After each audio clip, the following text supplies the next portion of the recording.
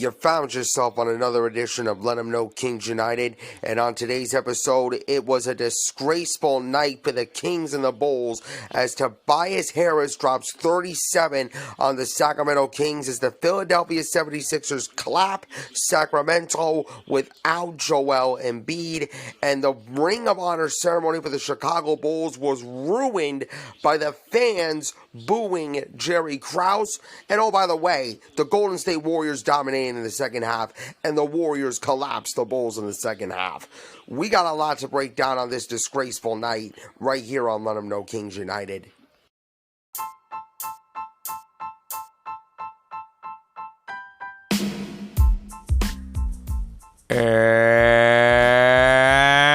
And now, ladies and gentlemen, it is that time for the post-game reaction podcast of the Cleveland Cavaliers, Sacramento Kings, and the Chicago Bulls. This is Let 'Em Know Kings United.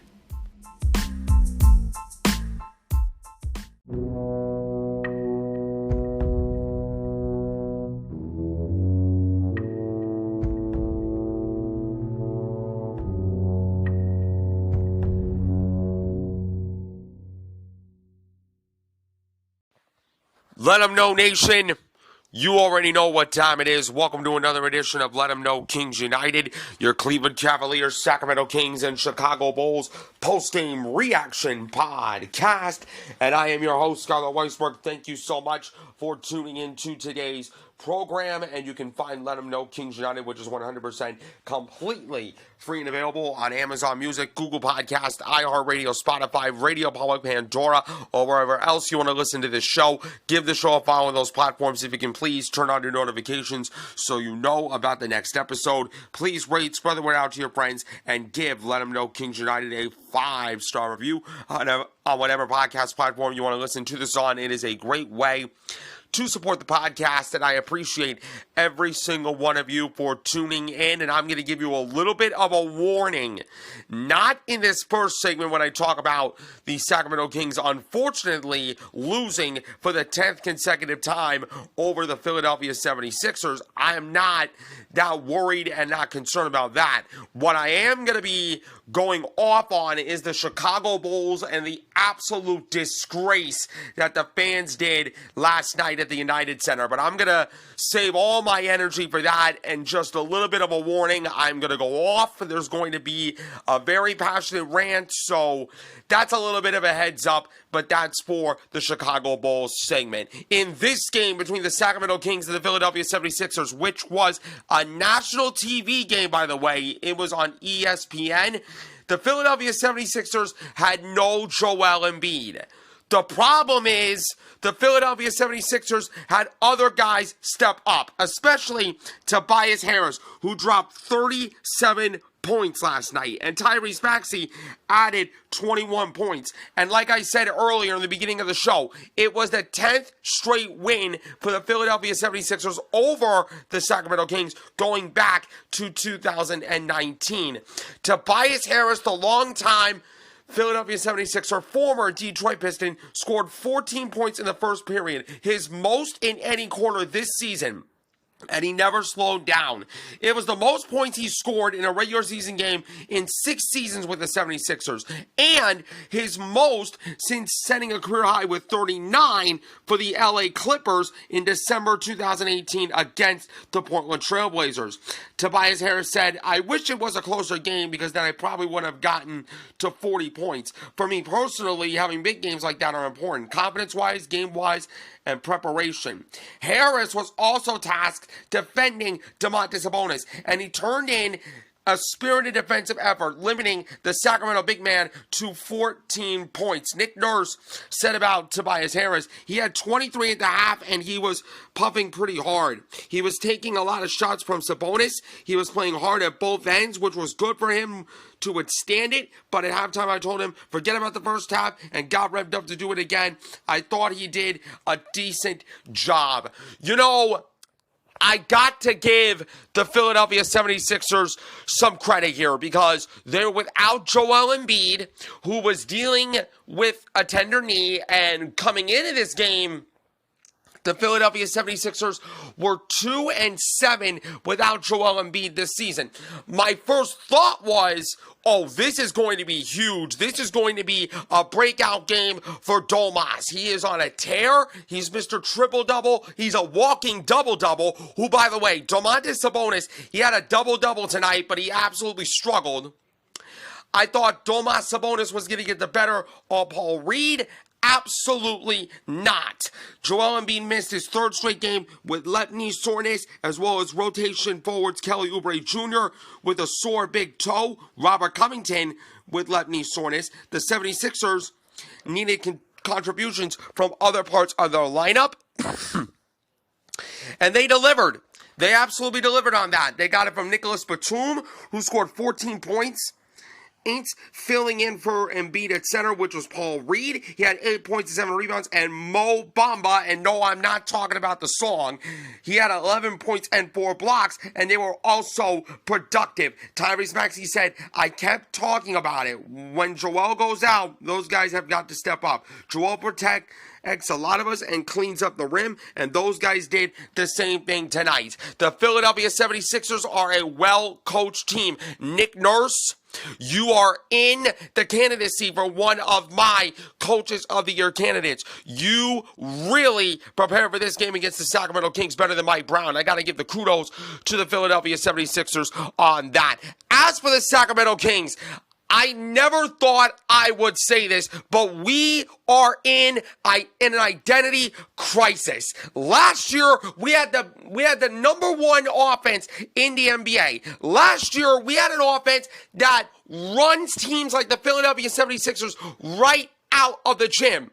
This year, I don't know what the hell our identity is. To be quite honest with you, I don't think we don't have an identity, honestly. If Mike Brown is asking his team to be better defensively, get more engaged on the defensive end, I got no problem with that. The problem that I have is Sacramento is being forced to sacrifice what they did on the offensive end last year to be more dialed in and more engaged on the defensive end. And Mike Brown, I'm blaming you for this, bro. I am blaming you, and I'm blaming the coaching staff for this loss. You had a game plan last night of blitzing Tyrese Maxey. I have no problem with you blitzing Tyrese Maxey because he is a scorer. But what happens when you blitz is you are leaving the paint wide open. And Tomas, I'm blaming you too. You have absolutely no excuse to get outworked and out-hustled by Paul Reed, the backup center. If you had Joel Embiid playing, Joel Embiid would run circles all over you. Tomas, I know you had a double-double, but I am absolutely disgusted. De'Aaron Fox, I don't know what's up with you, man. I really don't know what's up with you. You are not the MVP caliber player, at least these last couple of games, because you seem off. You seem off. I don't know what it is, bro. Maybe you're taking too many hits. Maybe you injured your ankle. Maybe that's a big part of it. I'm not here to speculate, but I'm just telling what my opinion is. But De'Aaron Fox and Domantas Sabonis, you guys did a really terrible job of setting the tone on both ends of the floor, and everybody else followed you. But you're the so-called leaders, right? You lead, the other team followed. You did not play with energy last night in Philadelphia, and the rest of the team had that same energy. While Philadelphia was simply playing their game all night long, and you couldn't stop them. You really couldn't stop them. Sacramento did outscore Philadelphia 27-22 in the third quarter, but you give up a near 40-point second quarter, 36-25, you're not winning games. You're really not winning games. Mike Brown praised Tyrese Maxey in the way that he plays, and once the Kings recognized Harris was going to be a thorn on their side offensively, they stopped doubling Maxey, and he was able to start scoring as well, forcing Sacramento to pick its poison. I understand that You had a game plan of blitzing Tyrese Maxey, but you got to understand it leaves other players like Tobias Harris open. And after you stopped doubling him, Tyrese Maxey was able to do what he always does. Mike Brown said about Tyrese Maxey, he's not Allen Iverson, but he's fierce like AI was. He's going to be a tremendous talent in this league for a long time. De'Aaron Fox had 21 points for Sacramento, but honestly, De'Aaron Fox did not play his best. Malik Monk, which should be starting, by the way, scored 15 points, as well as Keegan Murray. I thought Keegan Murray was decent. Malik Monk tried to do what he came to do. I'm happy that De'Aaron Fox got to the line 11 times. And Kevin Huerter missed this game with a right ankle sprain, but my God, Mike Brown, you are nowhere near the Coach of the Year caliber coach that you were last year. I think your rotations are absolutely terrible. I think what you're asking in Sacramento to do is absolutely ridiculous, because last year they had an identity on the offensive end, and in my opinion, in my straight up opinion, you are forcing the entire Sacramento Kings team to sacrifice the offense to prioritize on defense. You're 16th in the league in defensive rating. That's an improvement. Not a big improvement, but an improvement nonetheless. But I don't like what you're doing about this team. I really don't. And by the way, Sacramento has a winning record against teams below 500, like the Detroit Pistons, Charlotte Hornets, teams that they ultimately won, even though Charlotte was the more easier game than the Detroit one, but it is what it is there. They are at 500 against teams, or they're 9-9 against teams above 500, but with the top four in each conference, the Kings are one game below 500. They're 4-5 against the top four in the West and the East. The West top four are the Timberwolves, Clippers, I don't know what the other ones were. And in the East, you got the Celtics, 76ers, Bucks, and the Pacers. You're playing Milwaukee next in this road trip. And I got a bad feeling about it, because I already know that Damian Lillard is going to go crazy and Giannis Antetokounmpo is ultimately going to get his. I would say that this is going to be a redemption game for Domas, but Brook Lopez is an absolute monster in the center position. So I think the Kings are outmatched going into Milwaukee, but if they get this bounce back against the Bucks, that would be huge. That would be absolutely huge. But in my direct opinion, I think Milwaukee will get the better of the Sacramento Kings. But hey, at least we're holding our own against teams, against the top four in both conferences. So I don't mind that. But Mike Brown, you got a lot of questions that you need to answer from. I think your rotations are terrible. I think you are forcing this team to sacrifice their offense into more defense, and it's actually hurting them instead of helping them. And speaking of the trade deadline, I think we need more depth, because the roster, in my opinion, is absolutely shallow, but that's another story for another day. The Philadelphia 76ers shot 43% for the field, 33% for Sacramento. The three-point percentage, Sacramento 21% from three-point range. That is absolutely pitiful. I thought the Sacramento Kings settled all night and kept chucking threes instead of playing their game. Philadelphia was outstanding on that, 42% from three-point range. The rebounds, Sacramento won that battle 54-46, 23 on the offensive glass. The assist numbers, 23-20 in favor of the Philadelphia 76ers. The steals were 11-6, Philadelphia. The blocks were 9-4, Philadelphia. Points in the paint, 44-42. Slight advantage for the Philadelphia 76ers on that end, but the Sacramento Kings won the fast break battle 16-10. They had a +6 advantage in fast break points. As far as the Philadelphia 76ers, who stood out, Tobias Harris, he had his best game in Philadelphia this season, 37 points. He was 3 of 7 from three-point range, 14-25 for the field with 3 steals, 3 assists, and 7 big-time rebounds. Nicholas Batum had 14 points, 5 rebounds, and 3 assists on the night. He was 4 for 4 from three-point range. Tyrese Maxey, he is going to be a superstar caliber talent. 21 points, 4 assists, 3 steals, and 3 rebounds. He was a plus 17 on the floor. On the bench, Mo Bamba contributed with 11 points and 3 rebounds.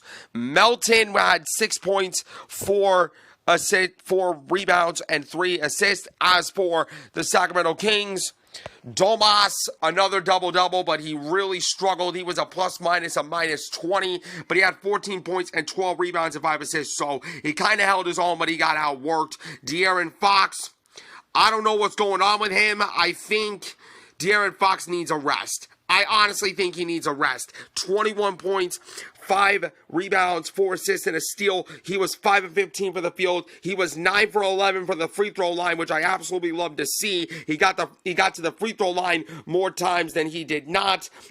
Malik Monk, 15 points off the bench. He was 0 for 7 from three-point range, but 5 of 6 for the free throw line with 4 rebounds, 4 assists, and 2 steals on the night. Harrison Barnes, 4 points. Get rid of him. Get rid of this man right now. Chris Duarte, who is in the starting lineup, only 1 freaking point? 1 point in 10 minutes. Mike Brown, what the heck were you thinking? Putting Chris Duarte in the starting lineup instead of Malik Monk. Like, are you kidding me? If you put Malik Monk in the starting lineup, you would ultimately keep this game close. I'm just saying. I am just saying. It's time that we put Malik Monk, De'Aaron Fox in the starting lineup, along with Domantas Sabonis, Keegan Murray, and I guess Harrison Barnes. No, actually, Trey Lyles deserves to be a starter. Harrison Barnes, Kevin Huerter, and Davion Mitchell will likely be traded come the trade deadline. Sacramento needs a 4th star, but ultimately we need some depth and we need some defensive intensity. I hate to say it, but if Alex Caruso, who's part of my Bulls right now, goes to the Sacramento Kings, I would be sad for Chicago, but I would be overjoyed if Sacramento gets Alex Caruso because he is a dog on defense. And ultimately, Sacramento is playing like a bunch of puppies on the defensive end because what Mike Brown is forcing Sacramento to do is sacrifice their offense for defense. And it's hurting them. It is hurting the Kings as a team. I understand we're 8 games above 500. We're 23-15 on the year, which is good. But this is not going to get easier. This is not going to get easier. And Mike Brown, you need to make some adjustments. And Sacramento, you need to make some moves for the trade deadline because I'm not impressed with this team right now. I really am not. Coming up next, the darkest night in the history of the Chicago Bulls. The Warriors might have beat the Chicago Bulls 140-131, but what happened at halftime was the turning point and not in a good way. I'm going to try to talk about it and I'm going to try to control my emotions. We'll be right back on Let 'Em Know Kings United.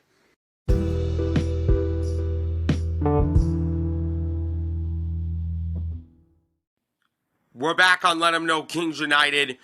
Just a little bit of a warning here. I'm probably going to go on a really, really big rant. Probably a big emotional tirade.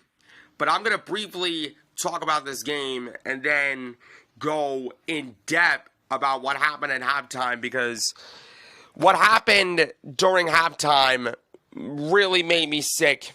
Really made me sick to my stomach. But I'm going to briefly talk about this game, which the Golden State Warriors came out in the second half after the Chicago Bulls played their best first half of the season. They had their best quarter of the season, 45-29 in the second quarter, and they scored 75 points in the first half, while the Golden State Warriors scored, I think it was like 69.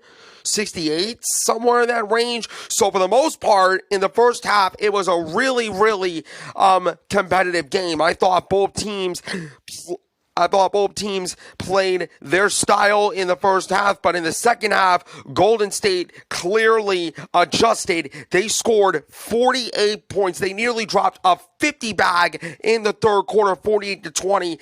Ultimately, that helped them win this game, despite the fact that the Chicago Bulls tried to fight back. 140-131 was the final score. Steph Curry and Klay Thompson, the Splash Brothers, were back and reignited, resurrected from the dead, as Klay Thompson dropped 30 points and Stephen Curry scored 15 of his 27 points in the fourth quarter, as the Golden State Warriors used a big second half turnaround to beat the Bulls. Thompson and Curry started slow, missing a combined 10 of their first 11 shots for the field, but the tide turned at halftime, and I'm going to get to that in depth for just a second, with Thompson making 5 3-pointers and scoring 17 as the Warriors pulled to a 16-point lead entering the fourth quarter. I need to give the Golden State Warriors a ton of credit here, and Steve Kerr a ton of credit as well. Steve Kerr was one of the legends that the Bulls recognized during halftime.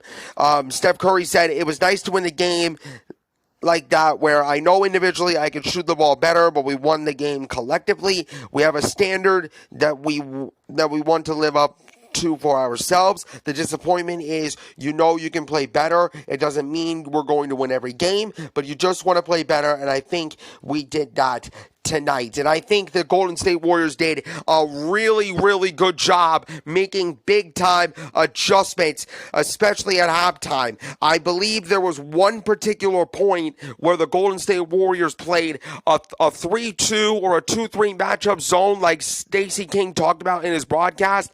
And I want to give credit to the Golden State Warriors because it forced the Chicago Bulls to read the zone, and they couldn't solve it. The way you attack the zone is you attack the paint and look for corner shots. But you attack the paint because that is the strong side of the zone. I think the Chicago Bulls did not understand how to attack the 3-2 matchup zone that Steve Kerr, the Golden State Warriors, employed in the second half. And I want to give Golden State credit for that. They are a championship team. They acted like they've been there before. They made some big-time adjustments, and they won this game. The Chicago Bulls, on the other hand, even though they have drastically improved, they still are trying to figure it out.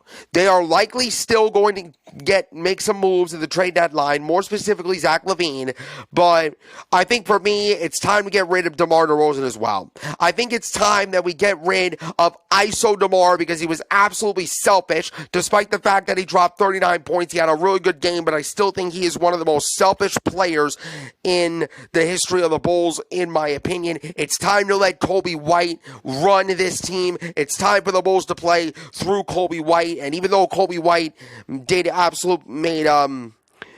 had a big time game, he went crazy, but it was about the Golden State Warriors, as Curry finished 8 of 24 for the field, but he had 9 assists as the Warriors needed just over 5 minutes in the third quarter to erase a 13-point halftime deficit. Andrew Wiggins came up big with 17 points and 8 assists, but Jonathan Kuminga, this man is 21 years of age, people, and he dropped 24 points off the bench. At one point, he was like 8 of 8 from the field. He was making threes. He's not a good three-point shooter, and he burned the Bulls. Crazy. Crazy. Klay Thompson said, this was a game we felt we had to win, especially with the upcoming road trip. When our spirit is right, things tend to go our way. And ultimately, that's what happened. The game got in the way. The game for Golden State went their way, especially in the second half. Again, I credit the Golden State Warriors. I credit Steve Kerr for making adjustments in the second half. As far as the Chicago Bulls, DeMar DeRozan scored 39 points, who lost while shooting 58% for the field.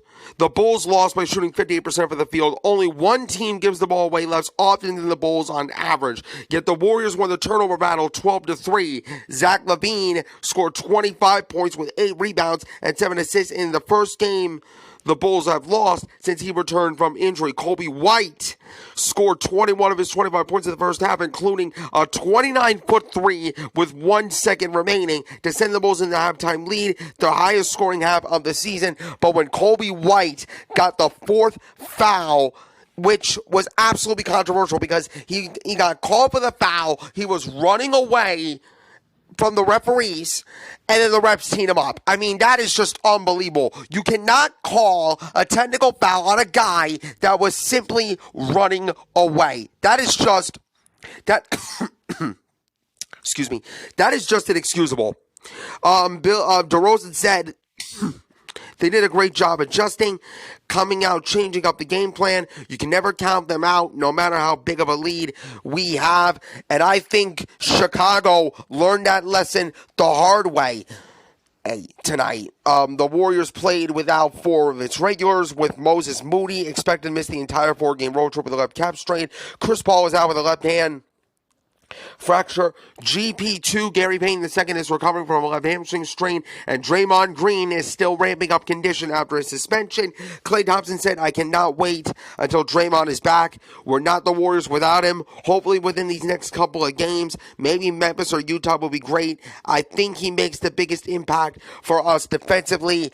I do not like Draymond Green as a player or as a person because of his antics. I'm not gonna lie about that. But as a basketball player, he does make an impact for the Golden State Warriors as far as the defensive end." I'm going to get into the stats, and then I'm going to get into the big rant that I never thought I would make, but I have no choice to do so. The Chicago Bulls shot 58% for the field, 52% for the Golden State Warriors. So both teams, for the most part, shot the ball well, but Golden State just made some adjustments in the second half. That's all it is. 3-point percentage, 42% for the Golden State Warriors, 45% from 3 for the Chicago Bulls. The rebounds were 44-36 in favor of Golden State. The assist, 39-31 for the Golden State Warriors. The Golden State Warriors are a team that move without the ball extremely well. And given the fact that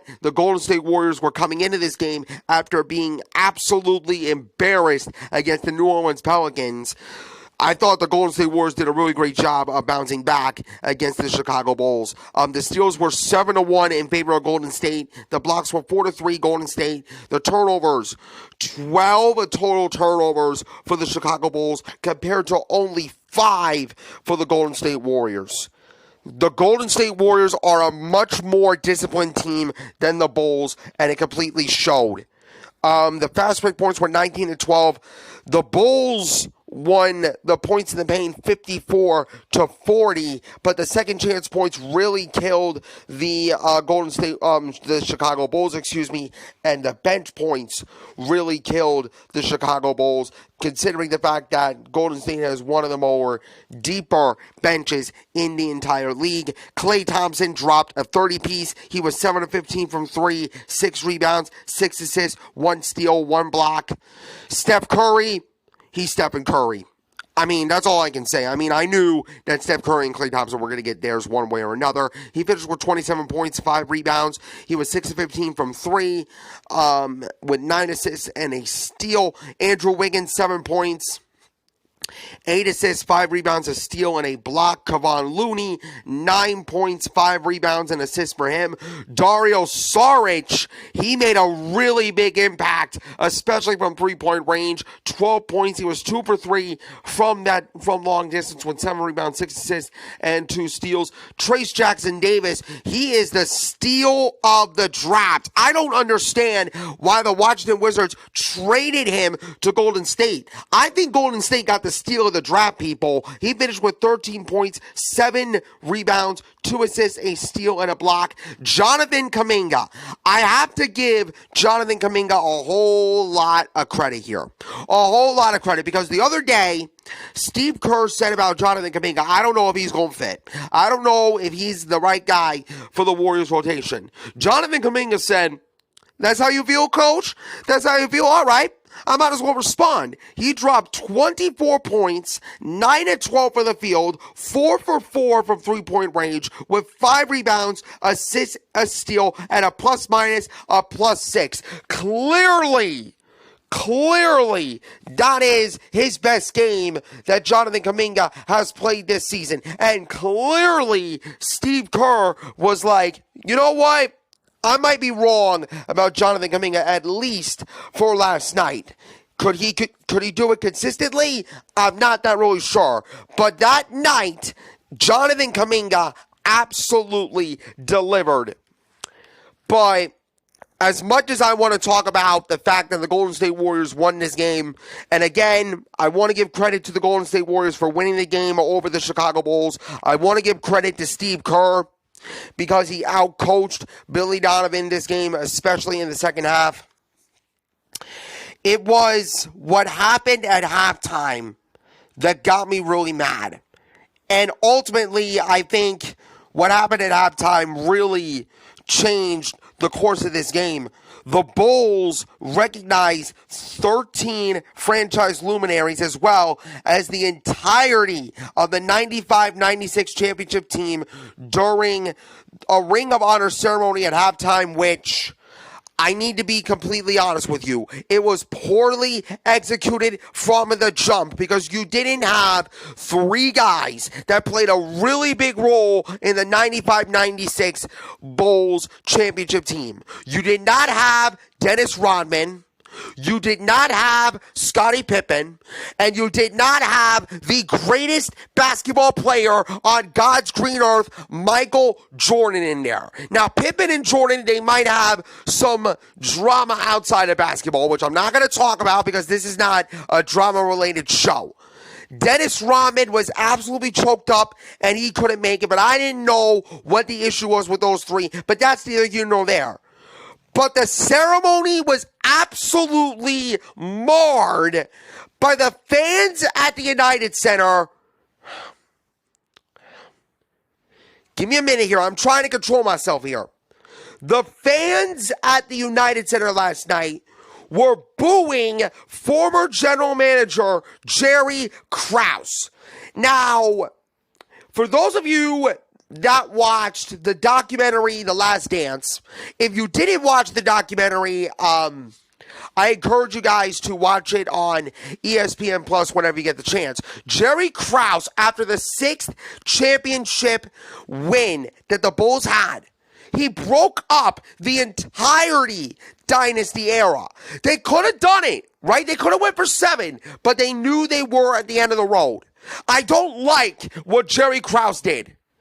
I'm not going to sit here and say that Jerry Krause is a horrible person. He was the best general manager that the Chicago Bulls had in history because of the 6 rings that he brought to this city.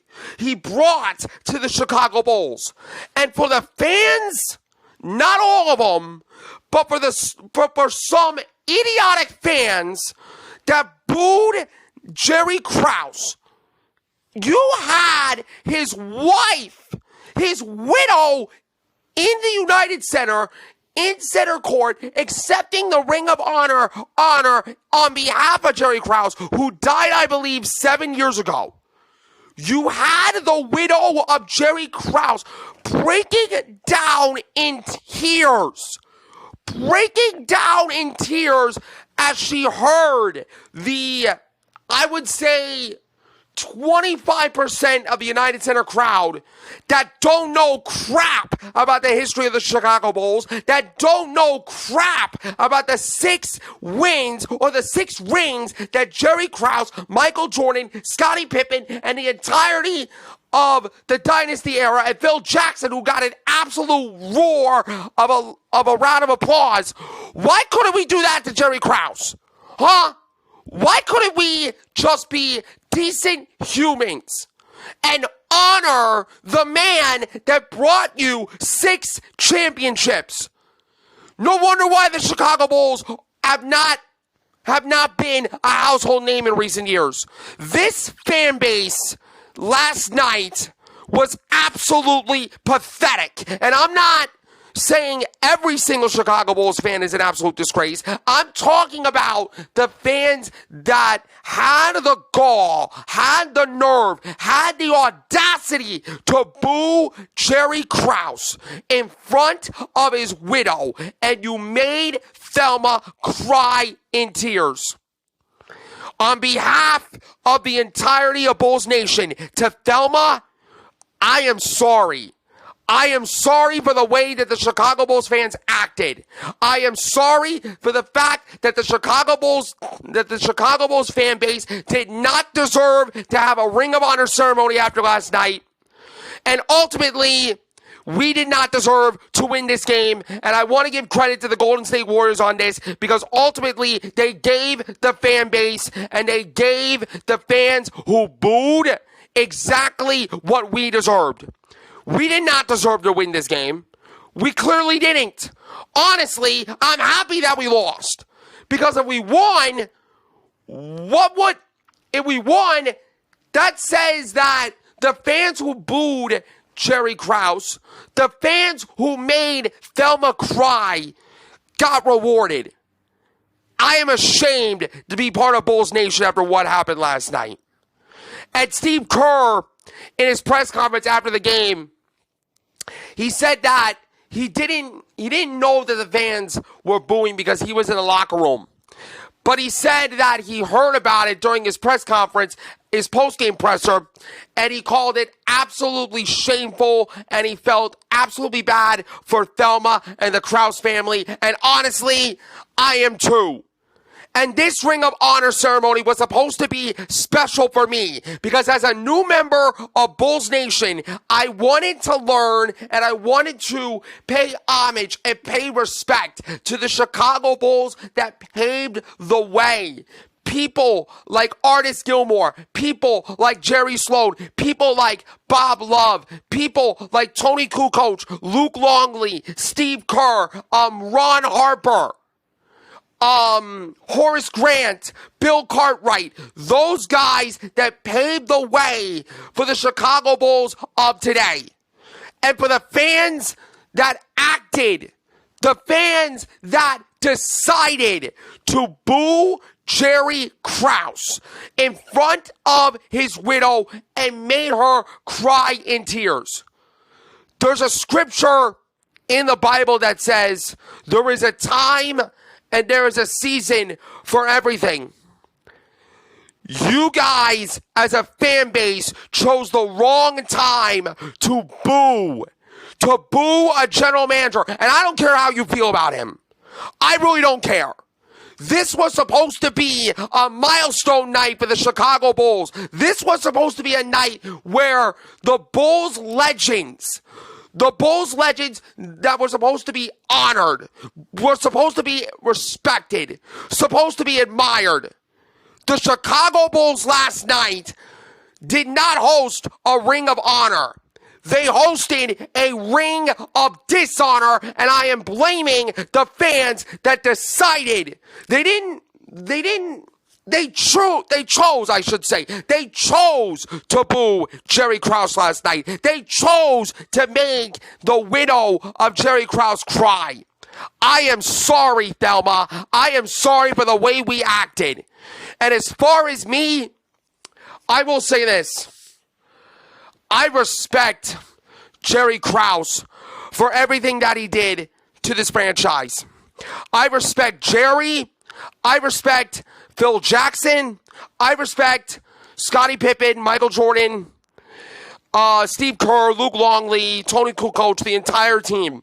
Because I was watching videos on YouTube, and I have so much respect for that team. as far as me being part of Bulls Nation, I gotta say this. I am still going to be a part of Bulls Nation, but after last night, I am ashamed.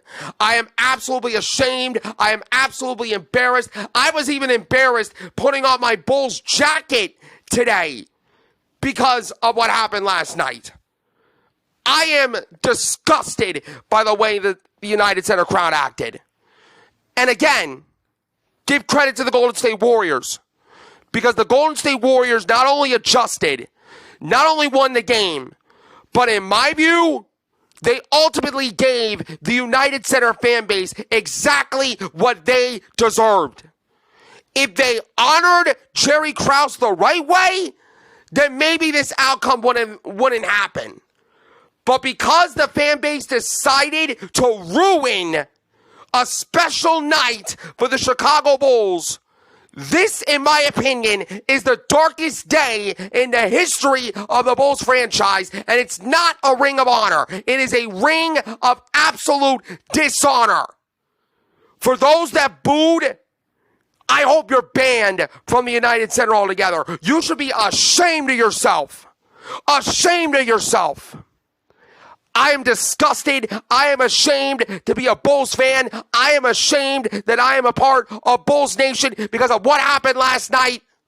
I'm still going to watch tonight's game against the San Antonio Spurs, and there's still going to be a podcast after this game. But I don't know if I'm going to mentally or emotionally recover from this because I am so sad by the way that these fans acted. Again, to Thelma, we apologize, or I apologize on the fans' behalf because it was an absolute disgraceful, absolute pathetic way to act and the most disgusting behavior that I've ever seen in my life. Have some class, Chicago. You are not like New York and Philly. New York and Philly fans, you have a right to boo. I understand that because I'm from New Jersey and New York fans are really passionate. But Chicago is a city in a sports city at that is filled with class. And the way that these fans acted last night was absolutely classless. Classless, pathetic, disrespectful, and honestly, the entire United Center fan base, the entire Chicago Bulls fan base that were there last night turned a special night into a dark nightmare. And again, this is the most darkest night in the history of the Chicago Bulls franchise. It's probably the darkest day in the history of the Bulls franchise. And it will forever be January 12th, 2024 will be the night that the Ring of Honor turned into the Ring of Dishonor, and I am absolutely dead, and I am absolutely ashamed of the fans' behavior. Bulls Nation, you're better than that. You gotta be better. I'm sorry, by the way, that I ranted. This was a longer segment than usual, but I had to get a lot out of my chest, and like I said, I'm still a part of Bulls Nation. I'm still going to be watching the game. I'm still going to wear my Bulls gear proudly, but after last night, I'm just disgusted. I am disgusted. I'm embarrassed. I'm embarrassed to call myself a Bulls fan after last night. Period, point blank.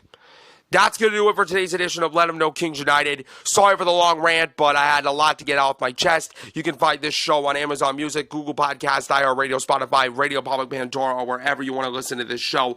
Give the show a follow on those platforms if you can, please. Turn on your notifications so you know about the next episode. Please rate, spread the word out to your friends, and give Let 'Em Know Kings United a 5-star review on whatever podcast platform you want to listen to this on. Thank you for tuning in.